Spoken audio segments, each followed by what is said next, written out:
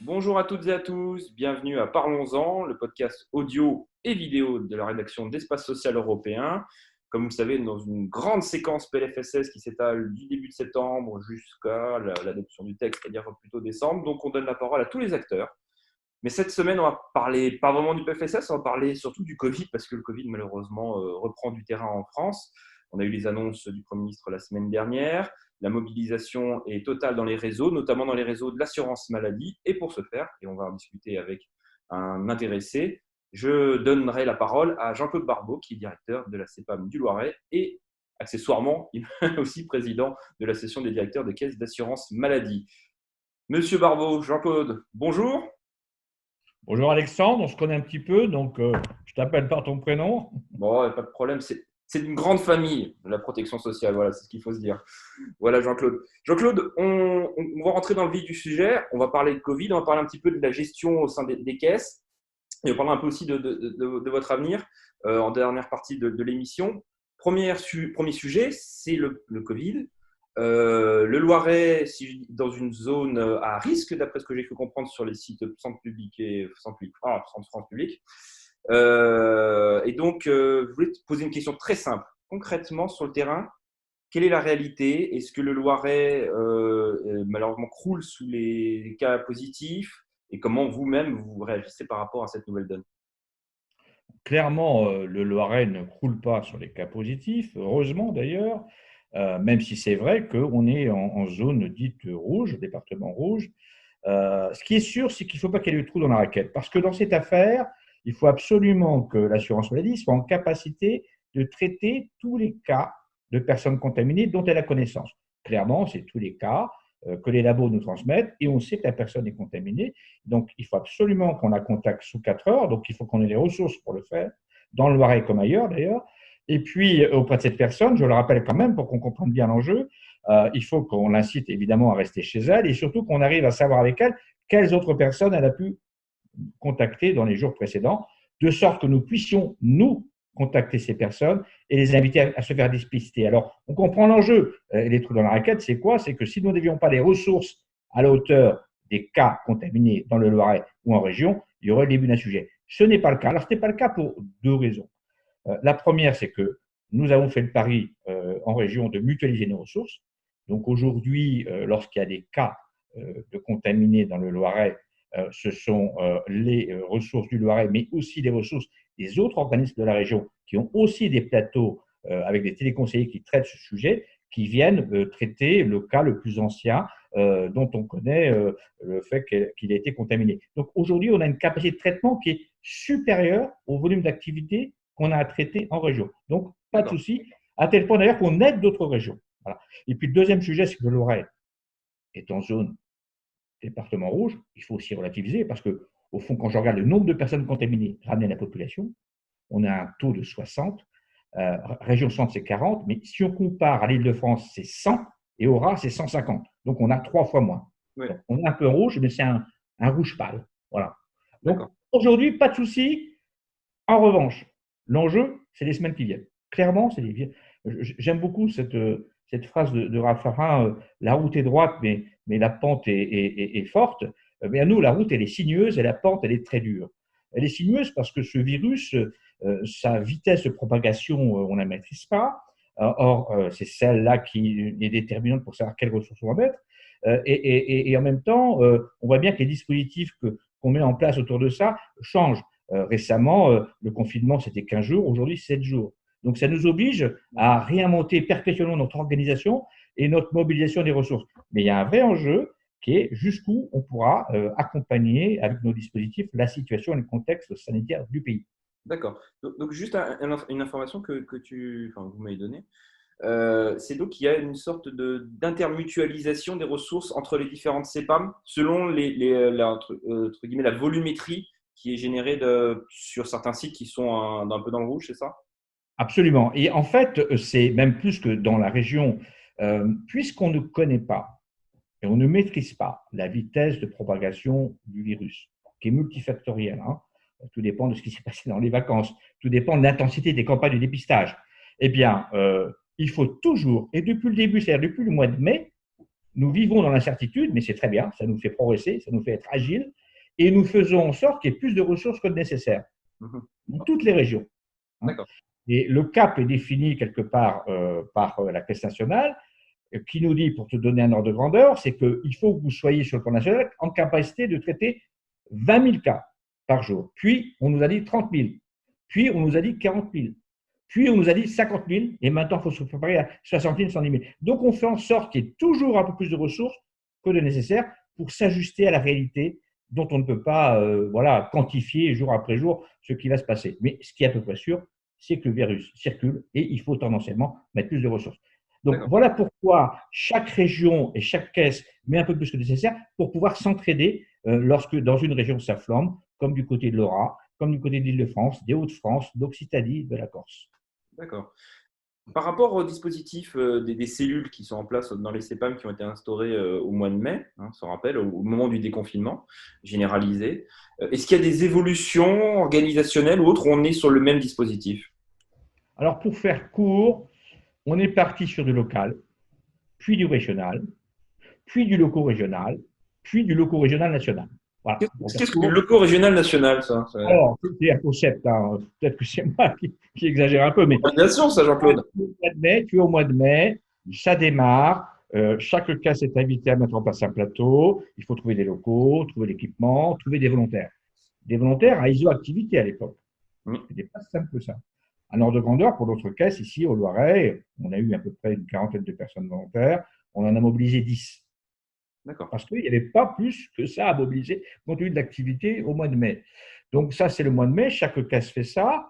Et puis mai, juin, il n'y a pas un volume d'activité. Dans des petits organismes, ça veut dire mobiliser. Nous, à Orléans, c'est à peu près 500 personnes. D'autres petits organismes, comme à Blois ou à Chartres, ça va être 2 personnes à mobiliser. Donc ça n'a guère de sens de faire un plateau avec 2 personnes, c'est compliqué. Et du coup, nous, cette idée de passer à une organisation régionale. Et du coup, c'est Orléans qui a repris le traitement de tous les cas zéro, nouvelles personnes contaminées et des autres cas contacts pour le compte de la région.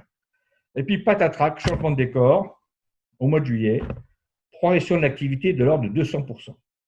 Donc là, à toute vitesse, il a fallu revenir à l'ouverture des plateaux dans chaque département, réarmer chaque plateau avec des téléconseillers.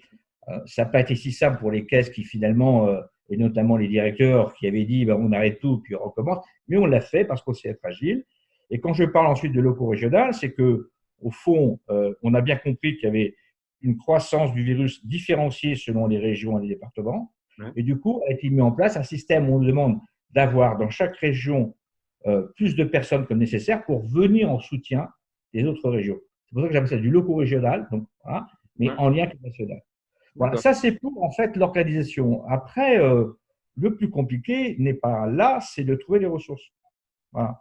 Parce que, ben, en gros, on est à iso-activité et là aussi, je trouve que la Caisse nationale, pour le coup, a été assez rapide en recommandant que les activités soient en quelque sorte sanctuarisées, Mm. d'autres puissent être ajustées, et puis d'autres, c'est un peu à la main des caisses. Donc, sanctuariser, ça va surprendre personne. C'est tout ce qui est règlement des prestations d'espèces, des arrêts de travail, Tout à tout ce fait. qui est remboursement des frais de santé, tout ce qui est accueil des publics et téléphone et gestion des mails. Et puis le reste, après, c'est selon. Et du coup, clairement, tout ce qui est activité de gestion du risque, on a mis ça un peu en suspension. Tout ça nous a permis de trouver des ressources de manière plus facile qu'au départ.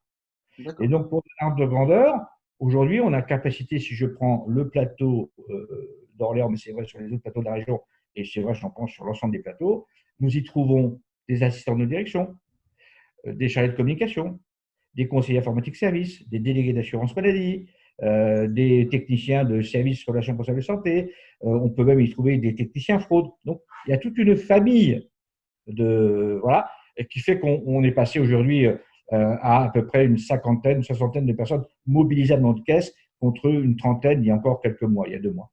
D'accord. Voilà, donc on suit mobiliser tout ça. Maintenant, la question, c'est jusqu'où. Ah, ça c'est. Alors, j'ajoute quand même qu'on a quand même, dans notre malheur, de la chance, puisqu'en fait, nos partenaires, que sont les autres branches, viennent maintenant en soutien. Donc, pas plus loin qu'il y a 2 jours, le directeur de la CARSAT m'a annoncé qu'il allait mettre 7 personnes à notre disposition début octobre des secrétaires ou des assistants du service social qui peuvent venir abonder nos plateaux. Je sais que du côté de l'URSSAF, ils sont en recherche aussi de moyens qu'ils pourraient mettre à disposition. Pour la MSA, c'est pareil. Donc, on a aussi ce soutien supplémentaire.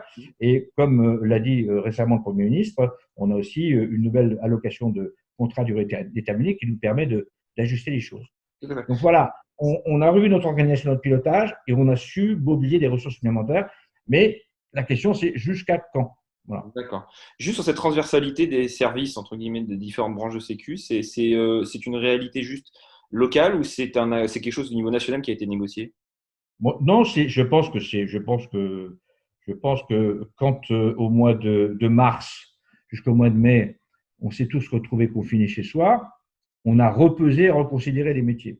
D'accord. Si on prend les agents de direction, déjà beaucoup ont d'autres façons de fonctionner, mais du coup, les métiers d'assistant de direction appellent à des transformations de telle sorte qu'à l'issue du déconfinement, on est revenu en situation normale, mais on a repris d'autres habitudes, d'autres façons de travailler, et du coup, on peut, sans trop de difficultés majeures, demander aux agents de direction de venir sur les plateaux de contrat de tracing sans que ça menace l'activité de gestion des caisses.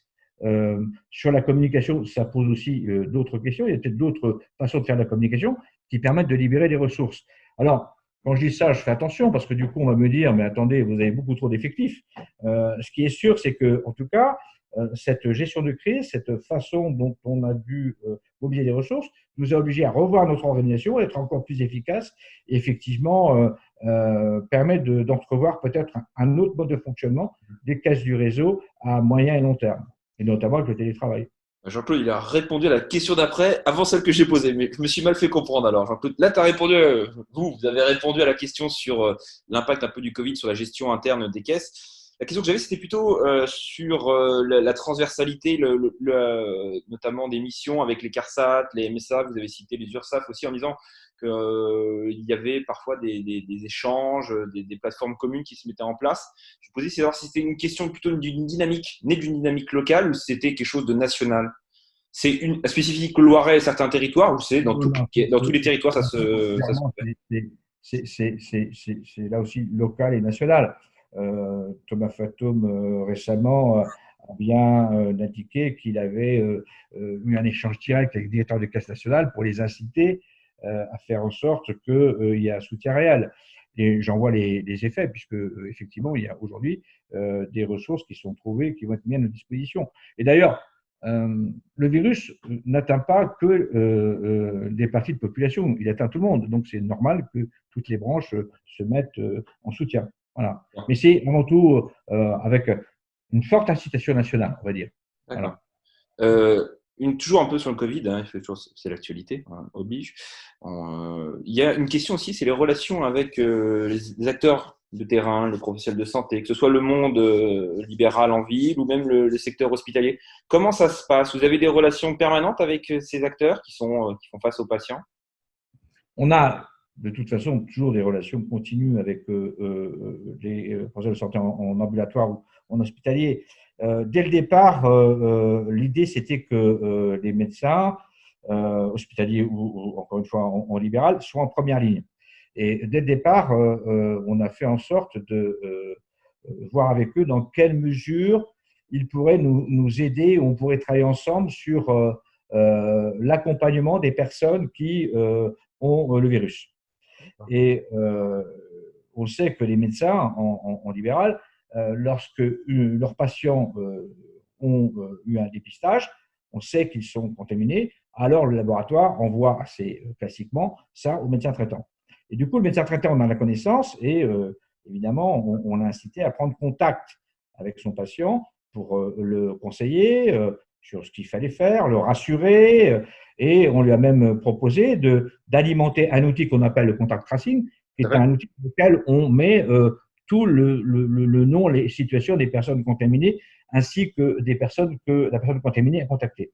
Là, ce qu'on a demandé au médecin, c'est de bien vouloir discuter avec son patient, notamment aussi de la situation de la famille, de voir s'il n'y avait pas d'autres situations au sein de la famille, de personnes un peu malades, et puis éventuellement de prendre l'initiative, de prendre aussi des contacts avec des contacts que la personne contaminée a eu. Bon, ça s'est fait ça au mois de mai. Au mois de mai, je le disais tout à l'heure, c'était un démarrage. On n'avait pas quand même beaucoup de cas contaminés. Donc, ils l'ont fait, mais c'était assez voilà, peu fréquent. Et tout de suite, on est arrivé en juillet-août, où les cabinets ferment. Tout à Et du fait. coup, voilà, on sent qu'ils veulent le faire, mais ça n'a pas pu se déployer comme on le souhaitait. Et du coup, là, l'assurance maladie au niveau national relance une campagne auprès des médecins pour les réinviter à prendre toute leur place dans ce dispositif. Ce n'est pas l'assurance maladie, c'est aussi les médecins qui ont un rôle majeur dans cette affaire. Pour les établissements hospitaliers, c'est la même chose. Une illustration. Là, il y a des campagnes de dépistage sur Orléans qui sont faites à l'initiative aussi de l'hôpital d'Orléans, en lien avec l'ARS. Eh bien, l'hôpital a mis une petite cellule avec des infirmiers à l'intérieur. Et dès qu'ils ont connaissance de personnes contaminées, ils nous ont proposé d'alimenter eux-mêmes notre outil Contact Tracing pour D'accord. nous aider dans ce suivi. Donc, il y a bien une application et je pense qu'elle est indispensable, elle est même fondamentale pour nous aider à passer la période qui va venir avec une montée en puissance des contaminations, malheureusement. D'accord. Donc, on va voir un petit peu si le dispositif prend un peu dans les cabinets ou dans les centres de santé dans les jours et les semaines à venir.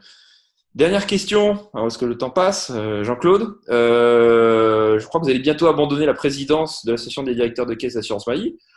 On parle un peu du réseau. Vous, j'imagine que vous êtes en contact avec vos collègues au travers de votre mandat, mais en dehors également. Dans quel état d'esprit se trouvent un petit peu les collègues? Est-ce que c'est uniquement le Covid ou les grands sujets de fond de l'assurance maladie, comme l'accès aux soins, la désertification médicale, la prévention, tout ça, il y a encore un peu de place pour ça en cette rentrée ou non, on n'est que Covid? J'ai envie de dire, on se lève Covid, on déjeune Covid, on dîne Covid. Et c'est vrai qu'il y a une forme aussi de lassitude des directeurs et directrices parce que notre métier ne se réduit pas à ça. Par contre, il est fondamental qu'on s'applique totalement dans cette affaire. Et moi, je le dis, merci d'avoir posé la question. Moi, je trouve que les directeurs ont fait les directrices ont fait un super job, vraiment. Euh, Ça a été une gestion dans l'incertitude et ça continue d'être une gestion dans l'incertitude. Il faut avoir les compétences et les capacités d'aller convaincre ses salariés qu'il faut rejoindre cette nouvelle activité. Il faut convaincre ses collaborateurs que ce n'est pas parce qu'une activité est mise en suspension que le métier va disparaître. Il faut perpétuellement rechercher des ressources, ajuster. Ils l'ont très bien fait. Donc, moi, je leur dis chapeau, y compris les week-ends. Alors, je pense que notre ami Coluche doit se retourner dans l'endroit où il est, parce que la Sécu, c'est l'horloge. Sauf que la Sécu, aujourd'hui, c'est 8h, 18h, du lundi au dimanche. Voilà. D'ailleurs, ça ne pose question à personne, mais on assure le service du lundi au dimanche, de 8h à 18h. Et je suis agréablement surpris aussi de constater que on a des salariés qui souhaitent travailler le samedi et le dimanche. Je suis aussi content d'ailleurs qu'il y ait une réflexion qui a été engagée. Alors, je sors un peu de la question, mais je le dis quand même, par Lucas pour essayer d'améliorer les conditions de rémunération pour ces personnels qui jouent le jeu. Voilà. En tout cas, bon, très content, mais au bout d'un moment, on aimerait passer à autre chose parce que, voilà, on aimerait passer à autre chose que le virus, mais on tiendra le temps qu'il faudra. Voilà. Mais c'est vrai que les directeurs ont beaucoup donné. Encore une fois, au démarrage, c'était eux qui étaient en première ligne, y compris les samedis et dimanches. Voilà, ils l'ont fait, très bien fait. Je trouve aussi que la CNAM a été assez agile. Là, on va avoir des micro-portables pour faire en sorte que quasiment 100% du personnel soit en télétravail, au cas où.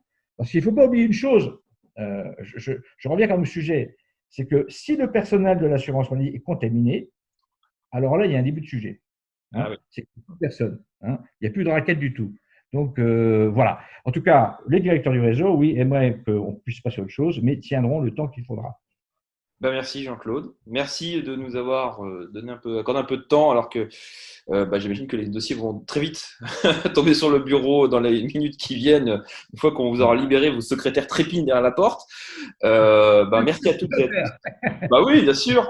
Hein, voilà. Merci à toutes et à tous de nous avoir écoutés dans cette émission un petit peu spéciale Covid, un peu spéciale action des CEPAM sur le terrain, avec un exemple très concret, celui du Loiret, qui est, on rappelle, un département dans le rouge et limitrophe à l'Île-de-France, qui est un bassin de contamination très conséquent. Voilà. Merci à toutes et à tous de nous avoir écoutés.